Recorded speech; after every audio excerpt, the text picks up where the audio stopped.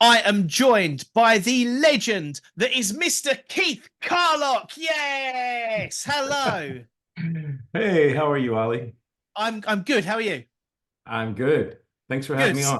You're welcome. See you later. No, I'm joking. I'm joking. Just Keith, you will be well, firstly, welcome to the UK Drum Show official podcast. You will be headlining the main stage of the UK Drum Show 2024 on Saturday, the 28th of September at 5:15 p.m. It is so exciting. I cannot wait to see what you bring to the table. But Keith, I thought it would be cool to break the ice to play a little game called This or That, where basically, Keith, you just have to choose one of the two options you prefer, and you don't have to give an explanation as to why you prefer that one thing. There are 5 questions. Would you like to play? Okay, sure. Okay. So the first question, which has the most iconic drum intro? Superstition by Stevie Wonder or Rock and Roll by Led Zeppelin? Oh, wow. Probably rock and roll, Led Zeppelin. I, Yeah. I'd agree. I'd agree. Okay. Which do you prefer playing? A festival or an indoor venue? Oh, indoor. Okay. Apple or Android? Apple. Okay. The world before the internet or the world after the internet? Before. Okay, that's interesting. And lastly, for streaming your music, Spotify or Apple? Spotify, Okay. because that's all I Okay. know. That's what I use. Yeah. So. You and me both. You and me both.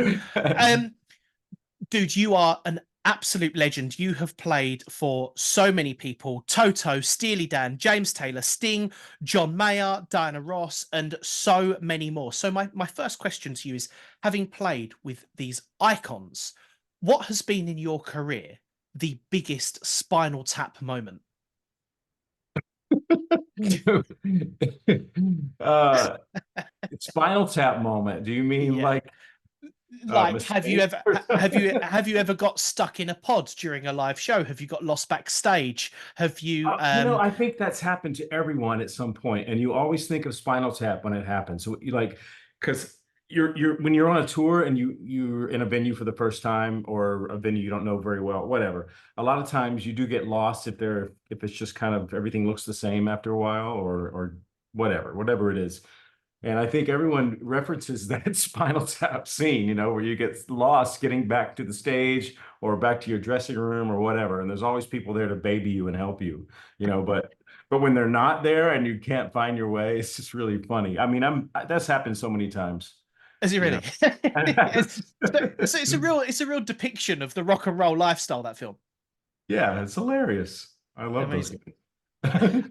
guys. Um, you've been on the scene for decades. You are cited by so many as their favorite player, their hero. What is your, Keith, earliest memory of drums, and what was it about the drums that kind of really turned you on? Um, my earliest memory is just being so infatuated with music in general, but I was drawn to the drums watching Buddy Rich on the Tonight Show, um, and all the various guests they would have. I grew up in the 70s and I guess 80s. And a lot of those late night shows, that's how I learned about what was going on in the music world and I just loved watching those shows so much. David Letterman, Johnny Carson in the 70s. But just, you know, I was just so infatuated with drumming, and there was always music around the house. And I think just I was in a neighborhood where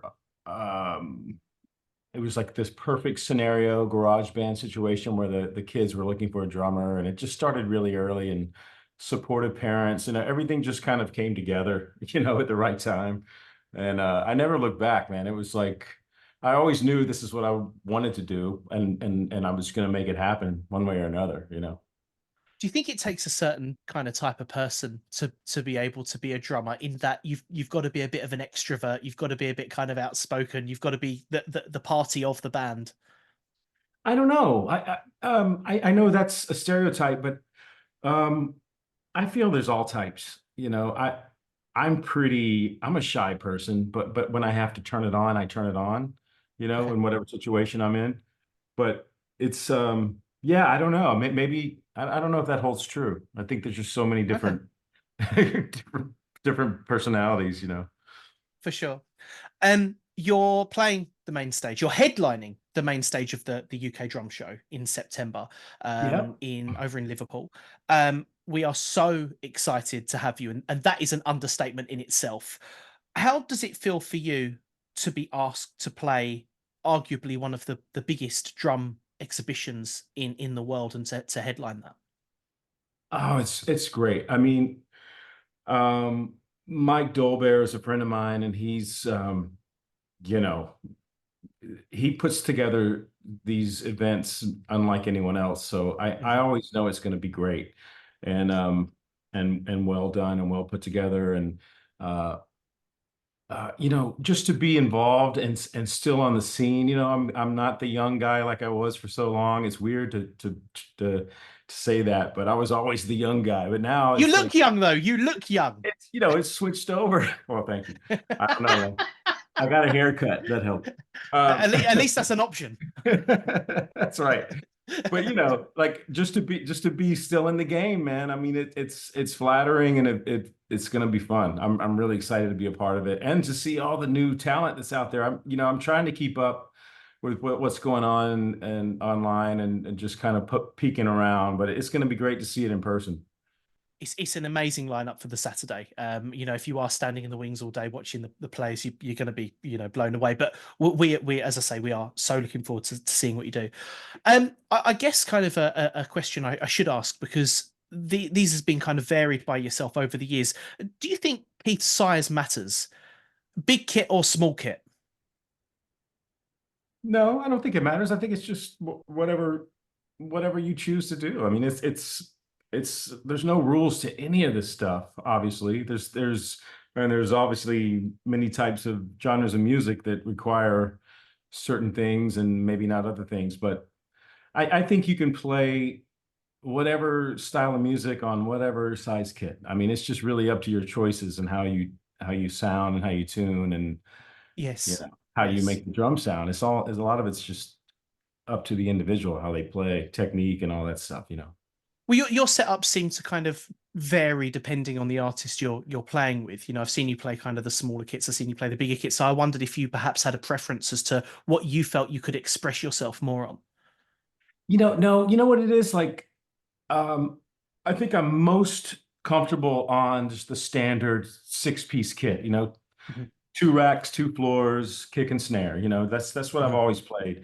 But over the last few years, I've just been getting bored. It's just adding stuff just to try it out. And even on the Steely Dan tour, not that I need all that stuff, but I've been using, like three floors, and I have like a 13 on my left, like putting the drum by the hi-hat for just another option. And it's kind of fun in solos or in little feature moments or whatever. Yeah, But it's not necessary, but it's just fun. And, we're not going to. yeah, I'm just trying stuff. It's just like kind of just you get bored and you're like in a little, sandbox, I guess, as a You're not kid. quite you're not quite ready to kind of morph into Terry Bozzio just yet. It's Oh, no, that no, that no. has. um, you mentioned earlier, we touched upon sort of in jest, of course, the internet and the world before the internet, and here we are now with it having such a massive presence, especially technology, within music. How do you think that the introduction of AI will impact live drummers? Do you think it will, potentially take jobs away? Is it something to be worried about for the younger players, or is it something that could be welcomed with open arms? It just reminds me of the whole drum machine days when that was first coming out, and we were all freaking out like we're not going to be able to get a job anymore, and they're going to take over. And I think they found their place, and eventually, and everyone accepts it for what it is, and it sounds good on certain things, and it doesn't on other things. So I feel like it's going to be similar. I have no idea, what it's going to be, but it's exciting. Um, I think, the music's got to move forward. I just hope, um, I just hope it's used in a musical way somehow, whatever that is going to be. And I hope it does something good. And it may Y- not, it may not be anything good about it, but No, yeah. that's the thing. Should young drummers be worried? Should they be concerned? But then, as you say, this kind of whole movement happened in the 80s, '70s, late '70s, early '80s, didn't it? With the Yeah, introduction yeah. of drum machines, and so perhaps it's just a full circle moment, perhaps. Yeah, electric drums and then the drum machines and it was no one knew where it was going and um who knows. I do know that I'm kind of old school, so if I'm never going to be I just don't think you could ever replace maybe AI is going to show us differently, who knows, but I just don't think it's replaceable as just a human being playing music. I mean, there has to be emotion, there has to be some kind of human connection, you know? And you are, Keith, a human being that has played a lot of music over the years. If you Yeah. could play one show or play with one artist again, or have one kind of musical experience again, who and what and where would you choose and why? Having played hundreds and thousands of shows in front of so many, what one memory really just ticked all those boxes for you? Oh man, one that I experienced. Yeah, You're what, asking? like you're playing on stage with Steely Dan or James Taylor, Toto, just any of these bands. Is there a moment where you just remember being behind your kit and looking and thinking, "Wow, like this is my job. This is just the most. I'm having the most amazing time. The best experience. The crowd are loving it. The band sounds great." What moment would you live again? You know, I've been really fortunate. Like they've all been great. Because it's all like I'm a fan of all those artists, it's really amazing that I've had a chance to work with so many of my favorites. Like it's nothing I ever imagined would happen, but somehow things just fell into place. But um, you know, it's all been great. I've been really lucky with that. I love playing intimate rooms, playing stuff that is just improvisational, instrumental. I love that, but I also love doing the big shows. I have a love for both for different reasons. But the most recent thing that happened was it was just out with Steely Dan doing a double bill with the Eagles. And we did a lot of arenas all over North America, and there was going to be some Europe stuff. They may be over there now. I think the Doobie Brothers took our spot. But we had to get out of the tour due to some unexpected things that happened. But everything's good. But it's just uh, that tour that we did was amazing. Like it just happened, but it made me realize, like, after the whole COVID situation and all Yes. the downtime, and it still feels like things are kind of slowly coming back, and Mhm. for at least for me it does. And because it was such a long pause that it Mhm. just brought back that excitement again. um so yeah, that was a great moment, just being back out with Amazing. a band playing that music in front of a crowd that really appreciates it, a new audience, but playing big arenas, and so that was exciting, playing the big rooms, and it was a great night of music. The Eagles aren't too bad either, so it was it was pretty nice. That was great. I've had a lot of great moments, but that's the most recent, and that's the most close to memory at the moment. That's amazing. Um, what when we're sort of talking about the UK drum show, which once again you're super excited about, what are you gonna bring to the table, Keith, that might differ from what other drummers might be doing? And for example, Nick Collins said he was going to be making his session quite interactive with like perhaps a Q&A. We had Lena Anderberg, who Zara Larsson's drummer. She was kind of, when we spoke to her, she was playing her cards quite close to her chest. She didn't want to give too much away. Chris Coleman said it would just be a miracle if he turns up. So, what do you think? That's fun. what do you think you're going to be bringing to the table that might differ from other players? I don't know. I don't think about it. But I know that in a situation like this, where it's a festival and you have just a short time slot, it goes by pretty quick. So in a more clinic situation, I would open it up to questions and really get into some topics and stuff. But something like this, I just treat it like a performance, and I'm just going to Mhm. play. I'm just going to play, Amazing. and then I have some tracks that I'll bring along, and it'll be just a performance. I think that's kind of that's how I would want to. That's what I would want to see if I went to a festival. I just want to see guys play, guys and Yeah. girls play. Um, and I always learned more from that, just seeing what they do and being in the room and checking it out with my own eyes, and For just, sure. so that's my thing. I'm just gonna play. And it'll go by so fast, there won't be time for anything else. It happens every time I do a festival. So I'm just like, I'm not gonna try to do anything more, No, that's very cool. It's very cool. It definitely gives us something to look forward to. Yeah. At the UK Drum Show, aspiring drummers from all walks of life and all different abilities attend in their hundreds to see some of their drumming heroes. And obviously, this year with you headlining the Saturday, people will be coming to come and see you. If you could give a piece of advice to any aspiring drummer, um, what do you think you could say to help them perhaps consider steps to climb the ladder in the way that you've done with your career? Just being open to all types of music and not, you know, I think it's important to be open and to listen to a lot of music and listen to where it comes from and go back in time and realize, where this particular player you might like gets what they do because it kind of came before this whole lineage of all of it.